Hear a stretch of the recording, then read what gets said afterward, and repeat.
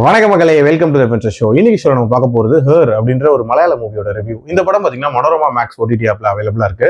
இந்த படத்துல 5 பெண்களை மையமா வச்சு அமைக்கப்பட்ட கதைகள் அப்படின்ற மாதிரி கொடுத்திருப்பாங்க. ஒண்ணுமே ஸ்டாண்ட் அலோன் ஸ்டோரிஸ் தான். பட் இது எல்லாத்துக்குமான ஒரு சின்ன கனெக்ஷன் அப்படின்ற மாதிரி டுவர்ட்ஸ் எண்ட் கொடுத்திருப்பாங்க. ஆக்சுவலா இதுல ஃபர்ஸ்ட் கதை அப்படின்றது ஐஸ்வர்யா ராஜேஷோட கதை. ஐஸ்வர்யா ராஜேஷை பொறுத்த வரைக்கும் தனியான ஒரு வாழ்க்கையை வாழ்ந்துட்டு இருக்காங்க.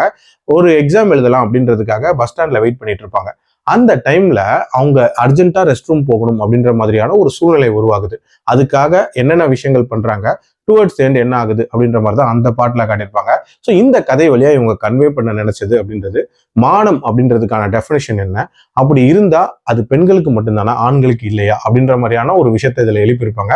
எல்லாத்துக்கும் மேல இதுல கட்டெரும்பு அப்படின்ற ஒரு விஷயத்த வச்சு நிறைய ரெஃபரன்சஸ் யூஸ் பண்ணியிருப்பாங்க. அது ஒரு இன்ட்ரெஸ்டிங்கான ரெஃபரன்ஸா இருந்துச்சு. அடுத்த கதை அப்படின்றது ரம்யா நம்பீசனோட கதை. இது சோஷியல் மீடியா இன்ஃபுளுசரோட கதை அப்படின்னே சொல்லலாம். வெளி உலகத்துக்காக எல்லா விஷயங்களையும் பண்ணக்கூடிய ஒருத்தங்க, ரொம்ப ஹெல்பிங் டெண்டன்சி இருக்கிற மாதிரி காட்டிப்பாங்க. பட் உள்ளுக்குள்ள போய் பாத்தீங்க அப்படின்னா தனக்கு கீழே இருக்கிறவங்களுக்கு கூட ஹெல்ப் பண்ணாத ஒரு நபரா இருப்பாங்க. ஸோ அவங்களுக்குள்ள அந்த மாற்றம் அப்படின்றது எப்படி வருது அப்படின்றத சொல்லக்கூடிய ஒரு கதை தான் இந்த கதை. ஒரு மாதிரி ஃபன் ஃபீல்டா எடுத்திருப்பாங்க.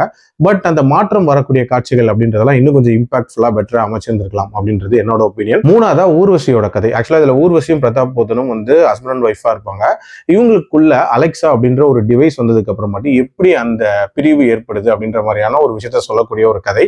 இன்ஃபேக்ட் இந்த கதை ஒரு மாதிரி ஃபீல் குட்டா ரொம்ப நீட்டா அமைக்கப்பட்ட ஒரு கதை அப்படின்னே சொல்லுவேன். நாலாவதா பாத்தீங்கன்னா லிஜோ மோலோட கதை. இந்த கதையில லிஜோ மோல் தன்னோட லவ் லைஃப் நினைச்சு ஏதோ பயங்கரமா யோசிச்சு கன்ஃபியூஸ்டா இருப்பாங்க அப்படின்ற மாதிரி காட்டியிருப்பாங்க. ஸோ அவங்களோட அந்த லவ் லைஃப்ல நடந்த சம்பவம் அப்படின்றது என்னங்கிறத சொல்லக்கூடிய ஒரு கதை தான். பட் இந்த கதையில அந்த டுவர்ட்ஸ் எண்ட் இருக்கக்கூடிய அந்த ட்விஸ்ட் இன்ட்ரெஸ்டிங்கா இருந்துச்சு.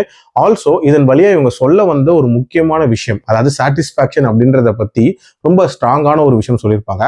அது கேட்கறதுக்கு ஒரு மாதிரி வித்தியாசமா இருக்கலாம், பட் ரொம்ப ரொம்ப முக்கியமான ஒரு விஷயம் அப்படின்ற மாதிரி இதுல சொல்லியிருப்பாங்க. லாஸ்டா பாத்தீங்கன்னா பார்வதியோட கதை. பார்வதியை பொறுத்த வரைக்கும் யூஎஸ் போகணும் டெஸ்பரேட்டா வெயிட் பண்ணிட்டு இருப்பாங்க.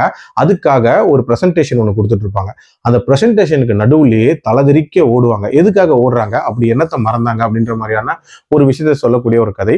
அந்த ட்விஸ்ட் ஓரளவு இன்ட்ரெஸ்டிங்கா இருக்கும் அப்படின்னே சொல்லலாம். ஆல்சோ இந்த எல்லா கதைகளுக்குமான கனெக்ஷன் அப்படின்ற மாதிரி லாஸ்ட் கதையில சொன்னது அப்படின்றதுமே இன்ட்ரெஸ்டிங்கான ஐடியாவா இருந்துச்சு.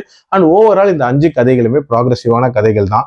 அண்ட் ரொம்ப ரொம்ப சிம்பிளா இருந்தாலும் ஃபீல் குட்டா இருந்துச்சு அப்படின்னே சொல்லலாம். ஒரு சில கதைகள் இன்னும் கொஞ்சம் இம்பாக்ட்ஃபுல்லா எடுத்திருக்கலாம். அண்ட் ஓவரால் இன்னும் கொஞ்சம் என்டர்டெயின்மெண்ட் அப்படின்றதுமே இருந்திருக்கலாம். பட் ஸ்டில் கண்டிப்பா ஒரு ஒர்த்தான வாட்ச் அப்படின்னே சொல்லுவேன். என்னோட ரேட்டிங் இந்த படத்துக்கு 3.2 out of 5. அடல்ட் கண்டென்ட்லாம் இல்லை, தாராளமா பார்க்கலாம். மீண்டும் அடுத்த விமர்சனத்தில் சந்திக்கிறேன். நன்றி, வணக்கம்.